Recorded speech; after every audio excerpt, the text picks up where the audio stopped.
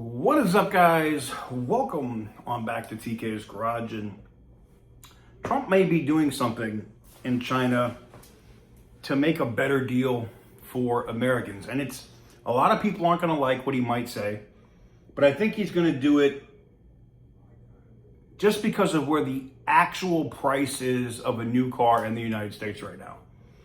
One of the best values, I think, in automotive right now is the Dodge Durango with the 392 at $52,000, okay? That SUV is an amazing, amazing value. But the fact that a new car literally starts at 48 to 50 grand, and it really doesn't matter what you're buying. I mean, unless you're buying an absolute unsafe piece of shit, if you want something that's reliable and something that you can drive every day for your family, you're going to spend some significant money. Well, it looks like Trump might say some things here to cause the automotive industry to have a heart attack and lower some prices. We're going to talk about all that and more right after this.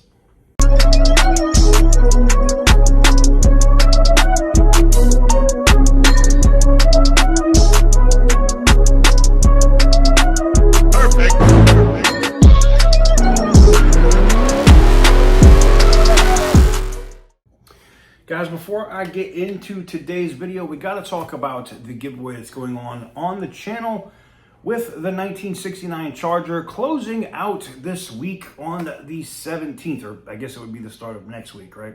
On the 17th of May. If you want to get a dope classic car with a perfect Hellcat swap, now is the time to get into it. And if you do so, you'll also get matching entries on our new truck that we launched, the 2005 Dodge Ram 1500 V10 Viper truck. That's a mouthful, I know. Pause. But no, if you want to get in on both of those vehicles together, you can do so. They also have a package with the Dodge Charger Hellcat and the 3500 Ram. That's the diesel with the most reliable diesel emission system ever on a diesel truck. Let you figure that out. But if you want to get in on either of those, they're up now. TKsgarage.bigcartel.com. Link in the description down below. So, what's Trump going to do in China? Well, I think he's going to say that maybe he's going to let Chinese cars in. You know, as I talked about earlier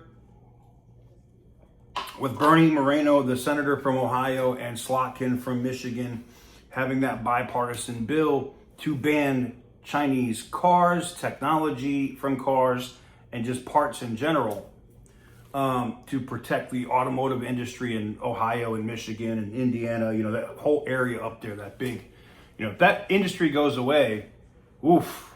I mean, that would turn that whole area, like, literally, it'd be bad. It'd be like a wasteland, man. It would be really bad for the people that live there. But so they proposed that law. But I don't think Trump would actually mean it. I think he would, if he says it, oh, you know, we're looking at it, we're considering letting, say, BYD into the United States, right? Now, they already make buses here. They do that in California. They already manufacture buses here. So it wouldn't be anything for Chinese company to come in here, right? We already have companies like Stellantis that are partnered with Leap Motor. I'm sure they could fast track and get a Chinese EV in here if the Trump administration wanted that. Do I think that's going to happen? No. But I think he's going to say it. And I'm going to tell you why he's going to say it. Farley over at Ford has panicked about it, and he's talked about it in detail that it would completely devastate the U.S. auto market. They would not be able to stay in business. They would not be able to compete with China, and that is a true statement. I think the only company that could probably compete head-to-head with these Chinese firms here in the United States is also an EV company, and that would be Tesla. Now, seeing, and I think you see Tesla doing some things right now, like they're getting rid of models like the Model S and the Model X, and kind of streamlining their brand in terms of what they make, how they can make it faster, because I think they see what's coming. Now, Canada's already doing deals. They're already sucking on Beijing's ball sack, and they're going to let the Chinese EVs in. Mexico already does. You see BYD sharks down there, left, right, and center. I see them in San Diego every time I'm out in California all the time. People just drive them across the border. Yes, they have Mexican plates. No, you can't register them here in the U.S. Despite what I hear, I've seen the articles and the videos posted by people online. These news organizations say, "Oh yeah, you could just buy one and drive it across the border and not be able to register it." So please stop with the cap. You can't register those vehicles here because they're not safe.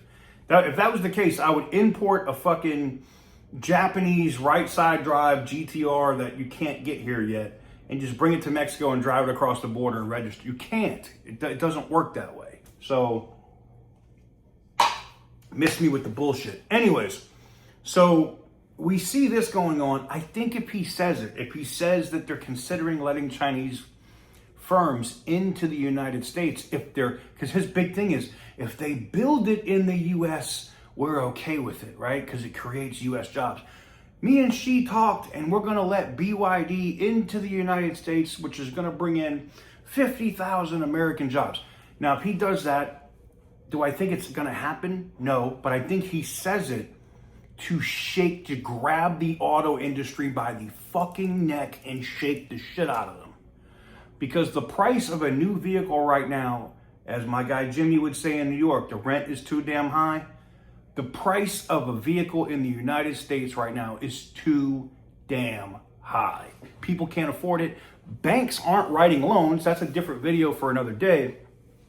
People can't get financed. Banks are requiring 30, 40, 50% down in some cases, and that's with people that have decent credit. Not perfect credit, decent credit. And most people that are coming in to buy vehicles right now are somewhere between a 650 and a 710 credit score. Now, I know you're going to say, well, 710 is good. Yeah, it's okay. But a lot of your borrowers, or where the auto industry makes a ton of money, are those guys at 650. Those loans that they're selling at 14.5% interest. Not 29% interest, because we have some of those dumbasses that take those loans through Carvana and shit like that too. But it's that 14.5 rate. You know, that middle rate, right? When their buy rate from a dealer, and if you don't know what a buy rate is, it's what the bank gives it to the dealer at. So let's say their buy rate is 9%, and the dealer might be like, shit, we're gonna sell this thing for 12.5, and they make 2.5% on the deal on the back end, just in financing.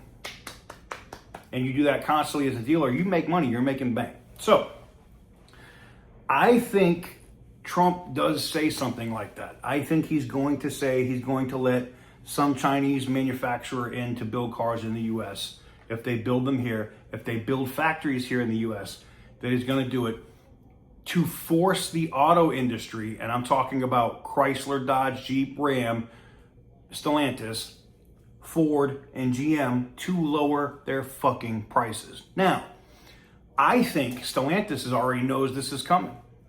Why do you think there's a Durango for $52,000 with a 392 in it? Why do you think they have a V8 Durango for $43,000?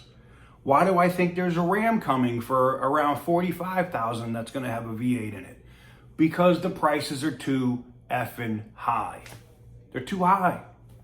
And with the massive depreciation of the EVs, who are also too friggin' high, I think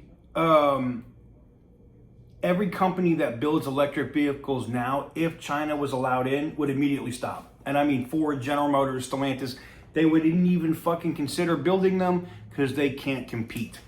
With the Chinese government subsidizing half of that shit, and if BYD came in here, which by the way, those cars are notorious for catching on fire and having all kinds of other effing issues.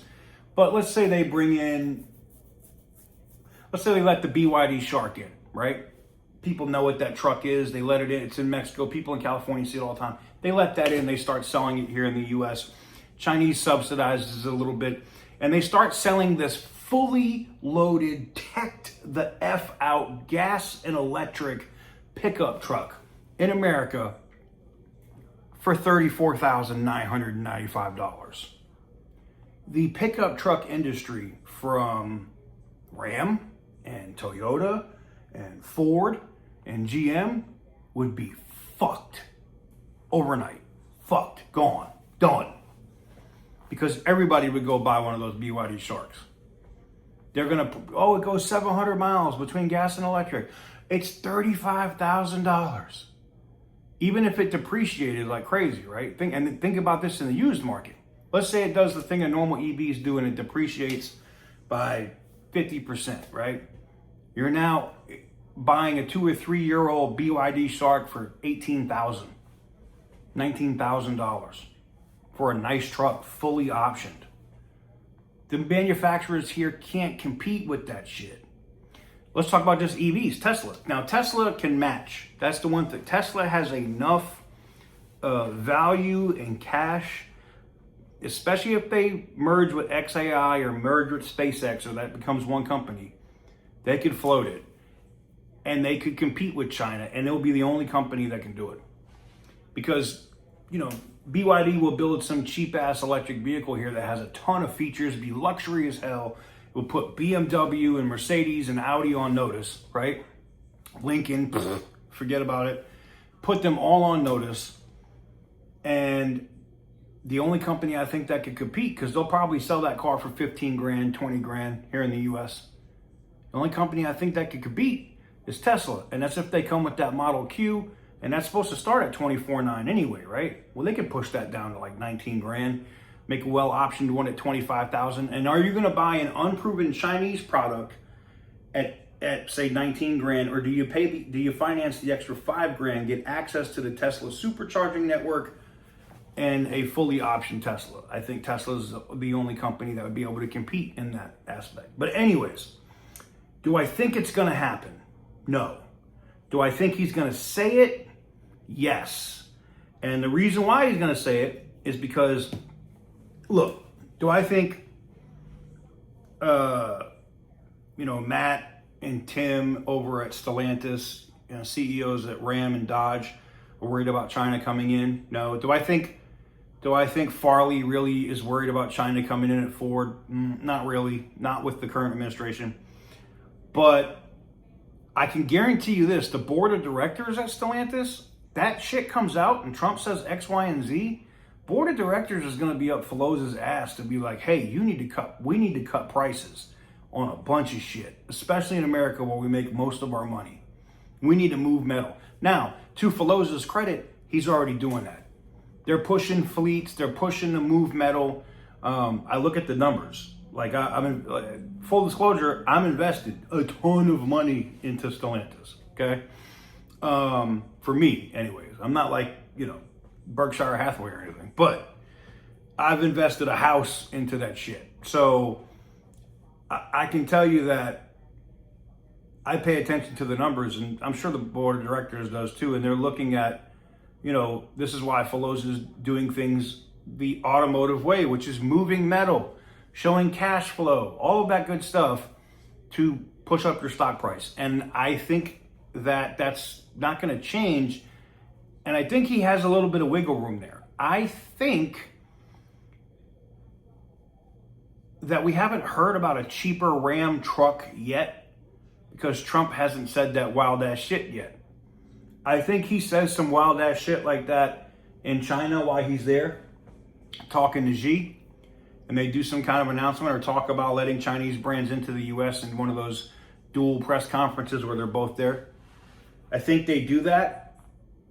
And then I think you see something from like Ram and maybe even Ford for that matter, where they come out with, bare bones trucks again. And I'm not talking about just bare bones, but like maybe that midnight edition with that trashy V6, with that Pentastar V6 in it. But instead they put a Hemi V8 with no e-torque on it, just like a bare bones V8. No MDS, none of that BS, just a straight, regular, bare bones 5.7 V8 in that truck with maybe less tech features than the Midnight Edition, and they sell it for 45 grand. I don't think they keep them in stock. I think they sell the shit out of those vehicles. But I want to know what you guys think. Let me know what you guys think about this in the comments section down below. I'm interested to see what happens because I think he's going to do it. Or as Shane Gillis said in I think he's going to say it. He's gonna say it for real. He's gonna say it. I think Trump is gonna go to China, and I think he's gonna say it. I think he's. This is gonna come out so bad. I think he's gonna say it. I think he's gonna say that they may consider letting a Chinese brand in to force prices down here in the U.S. and it's much needed. Anyways, let me know what you guys think in the comment section down below. Give the video a big thumbs up if you like what I do. Hit the subscribe button if you haven't already. And as always, stay petty, my friends. For the long